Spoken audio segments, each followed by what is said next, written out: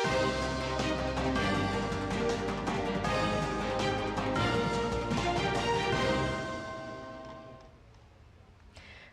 स्वागत है आप सभी का। डीडी न्यूज आप देख रहे हैं और सांकेतिक भाषा के इस खास बुलेटिन को लेकर हाजिर हूं मैं कृतिका और मेरे साथ हैं मेरी सहयोगी बीना सिंह, जो खबरों को सांकेतिक भाषा के जरिए आप सभी तक पहुंचाएंगी। तो चलिए शुरुआत करते हैं इस खास बुलेटिन की और सबसे पहले देखते हैं सुबह की अहम सुर्खियां। जम्मू कश्मीर विधानसभा चुनाव के दूसरे चरण की अधिसूचना आज 25 सितंबर को 26 सीट पर चुनावी समर के लिए आज से नामांकन भर सकेंगे सभी दलों के उम्मीदवार।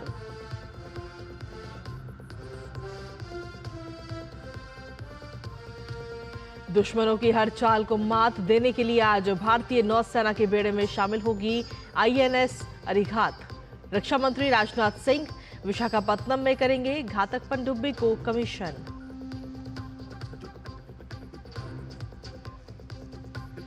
नहीं थम रही कोलकाता रेप मर्डर केस में गुस्से की आग। राष्ट्रपति ने हालात पर जताई चिंता, तो वहीं बंगाल बीजेपी अध्यक्ष सुकांत मजुमदार ने गृह मंत्री अमित शाह को लिखी चिट्ठी। कहा, ममता का बयान लोगों को धमकाने और हिंसा भड़काने की कोशिश। असम के सीएम ने भी जताई नाराजगी।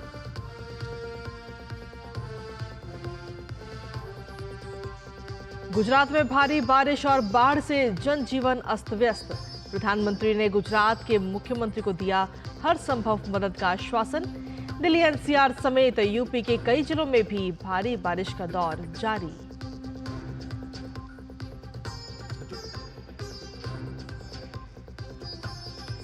अंतर्राष्ट्रीय खबरों में टेलीग्राम के संस्थापक डुरोव औपचारिक जांच के दायरे में। फ्रांस ने डुरोव को देश छोड़ने से रोका।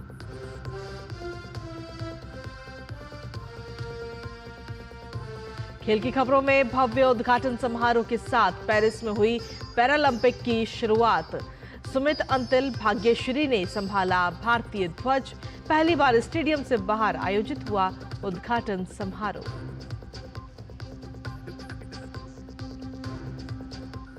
और देश आज मना रहा है खेल दिवस। हॉकी के जादूगर मेजर ध्यानचंद की जयंती पर होंगे कई खेल कार्यक्रम।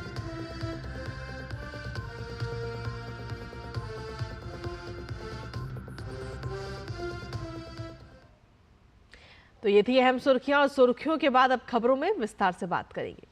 जम्मू कश्मीर विधानसभा चुनाव के दूसरे चरण की 26 सीटों के लिए अधिसूचना आज जारी होगी। इस चरण में 5 सितंबर तक नामांकन दाखिल किए जा सकेंगे। 6 सितंबर को नामांकन पत्रों की जांच होगी, जबकि नामांकन वापस लेने की तारीख 9 सितंबर रहेगी। दूसरे चरण में वोट 25 सितंबर को डाले जाएंगे। इस चरण में गांदरबल, श्रीनगर, बडगाम, पुंछ, रियासी और राजौरी समेत 26 सीटों पर उम्मीदवारों की किस्मत पर फैसला होगा।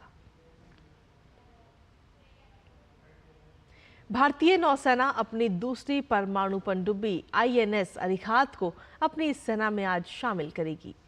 आईएनएस अरिहंत भारत की स्वदेशी रूप से निर्मित परमाणु पनडुब्बी है, जो भारतीय नौसेना की समुद्री शक्ति में एक महत्वपूर्ण मील का पत्थर है।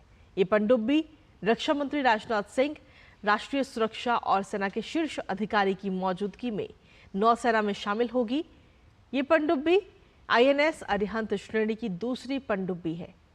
ईएनएस अरिहंत आईएनएस अरिहंत के साथ मिलकर काम करेगी। इससे पहले पहली पनडुब्बी आईएनएस अरिहंत 2009 में नौसेना में शामिल हुई थी। भारतीय नौसेना जल्द ही तीसरी पनडुब्बी को भी शामिल करने वाली है। 2 और पनडुब्बियां साल 2035-36 तक तैयार हो जाएंगी। भारतीय नौसेना ने इन दोनों पनडुब्बियों से लंबी दूरी की परमाणु मिसाइलों का परीक्षण किया है।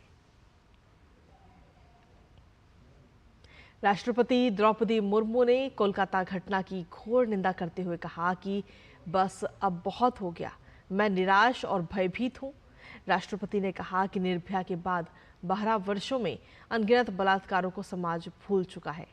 ये सामूहिक भूलने की बीमारी अप्रिय है। मेरा ये दृढ़ मत है कि हमें इस तरह के अपराधों की स्मृतियों पर भूल का पर्दा नहीं पड़ने देना चाहिए। राष्ट्रपति ने कहा कि देश में किसी भी हिस्से में महिलाओं के खिलाफ हुई क्रूरता से दुख पहुंचता है। वहीं उन्होंने सभी के लिए मार्शल आर्ट और आत्मरक्षा प्रशिक्षण के महत्व का भी उल्लेख किया है।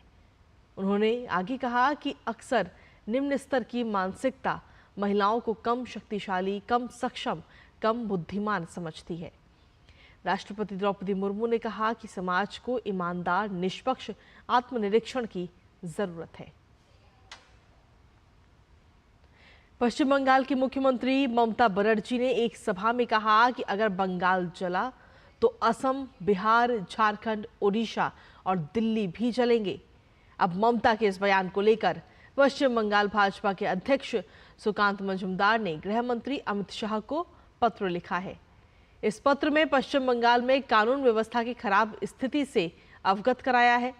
मजूमदार ने कहा कि मुख्यमंत्री ममता बनर्जी की हाल ही में देश विरोधी टिप्पणियां, जिससे पूरे राज्य में अशांति की आशंका है, बेहद चिंताजनक है। ये नेतृत्व नहीं है, ये हिंसा को बढ़ावा देना है। सुकांत मजूमदार ने कहा कि ममता को हमारे देश की सुरक्षा और एकता के लिए तुरंत सीएम पद छोड़ देना चाहिए। गृह मंत्री अमित शाह को लिखी पत्र में सुकांत मजूमदार ने कहा कि टीएमसी की छात्र शाखा को संबोधित करते हुए सीएम ममता ने लोगों को उकसाया है। ममता ने कहा कि मैंने कभी बदला नहीं लिया, लेकिन अब जो करना है करो। ये बदले की राजनीति का खुला समर्थन है। मजूमदार ने कहा कि ममता ने राष्ट्र विरोधी टिप्पणी की है। अगर बंगाल जलता है तो असम, बिहार, झारखंड, ओडिशा और दिल्ली भी जलेंगे। ये संवैधानिक पद पर बैठे व्यक्ति की नहीं बल्कि राष्ट्र विरोधी आवाज है। ममता का बयान लोगों को धमकाने, हिंसा भड़काने और लोगों के बीच नफरत फैलाने का एक स्पष्ट प्रयास है। ये नागरिकों की सुरक्षा और राज्य की अखंडता को कमजोर करता है। वो अब सीएम पद पर रहने की हकदार नहीं है। सुकांत मजूमदार ने गृह मंत्री अमित शाह से अपील की है कि पश्चिम बंगाल के नागरिकों के हितों की रक्षा करने और हमारे राष्ट्र के संवैधानिक मूल्यों को बनाए रखने के लिए आपकी शीघ्र और निर्णायक कार्रवाई की आशा करता हूं। असम के मुख्यमंत्री हेमंत बिस्वा शर्मा ने उनके राज्य में अशांति की कथित धमकी देने के लिए पश्चिम बंगाल की मुख्यमंत्री ममता बनर्जी पर जोरदार निशाना साधा। उन्होंने कहा कि ममता बनर्जी अपनी असफलताओं को छिपाने के लिए जनता को भड़काने की कोशिश कर रही हैं। हेमंत बिस्वा शर्मा ने सीधे पूछा है कि दीदी, आपकी हिम्मत कैसे हुई असम को धमकाने की? हमें लाल आंखें मत दिखाइए। आपकी असफलता की राजनीति से भारत को जलाने की कोशिश भी मत कीजिए। आपको विभाजनकारी भाषा बोलना शोभा नहीं देता। गुजरात इस वक्त बाढ़ की विभीषिका से जूझ रहा है। राज्य के अधिकांश जिले इस वक्त बाढ़ से प्रभावित हैं। लगातार जारी भारी बारिश के चलते स्थिति और गंभीर बनती जा रही है। एनडीआरएफ और एसडीआरएफ की टुकड़ियां राज्य सरकार के साथ मिलकर लगातार लोगों को सुरक्षित स्थानों तक पहुंचाने के कार्य में लगी हुई हैं। लगातार बारिश के चलते कई राजमार्ग बंद हो गए हैं। साथ ही रेल यातायात भी प्रभावित हुआ है। लगातार बारिश के कारण बांधों और नदियों का जलस्तर उफान पर है। विश्वामित्री नदी में बाढ़ से वडोदरा के निचले इलाकों में भी पानी भर गया है। हालात को नियंत्रित करने के लिए राज्य सरकार ने शहर में अतिरिक्त बल को तैनात किया है। खास तौर पर सौराष्ट्र और कच्छ के इलाकों के लिए मौसम विभाग ने रेड अलर्ट जारी किया है। और अब बात देश की राजधानी दिल्ली की, जहां रात से ही बारिश रुक रुक कर हो रही है। लगातार भारी बारिश के बाद धौला कुआं में जल भराव और ट्रैफिक जाम भी देखा गया। बारिश के कारण सुबह सवेरे ऑफिस और स्कूल जाने वाले बच्चों को काफी दिक्कत का भी सामना करना पड़ सकता है। जल भराव से सड़कों पर जगह जगह जाम और ट्रैफिक भी धीमी गति से चल रहा है। अब रुक करेंगे अंतर्राष्ट्रीय खबरों का। टेलीग्राम के मुख्य कार्यकारी अधिकारी पावेल डुरोव को जमानत मिली है। अदालत ने उन्हें 5 मिलियन यूरो की जमानत राशि देने के साथ ही सप्ताह में 2 बार पुलिस स्टेशन में रिपोर्ट करने का भी आदेश दिया है। साथ ही जांच पूरी होने तक ड्यूरोव को फ्रांस छोड़ने पर रोक लगा दी है। इसके साथ ही पावेल औपचारिक जांच के दायरे में भी आ गए हैं। ड्यूरोव पर दरअसल आरोप है कि इस मैसेजिंग ऐप का इस्तेमाल अवैध गतिविधियों के लिए किया जा रहा है। पुलिस का दावा है कि टेलीग्राम प्लेटफॉर्म पर आपराधिक गतिविधियों को पनपने में ड्यूरोव ने मदद की गई है, जिसमें चाइल्ड पोर्नोग्राफी, ड्रग्स और मनी लॉन्ड्रिंग जैसे आरोप भी शामिल हैं।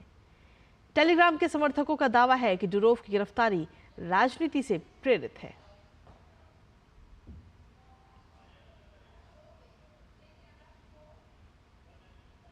और इसी के साथ फिलहाल सांकेतिक भाषा के इस खास बुलेटिन में मुझे, मेरी सहयोगी बीना सिंह और हमारी पूरी टीम को दीजिए अनुमति। नमस्कार।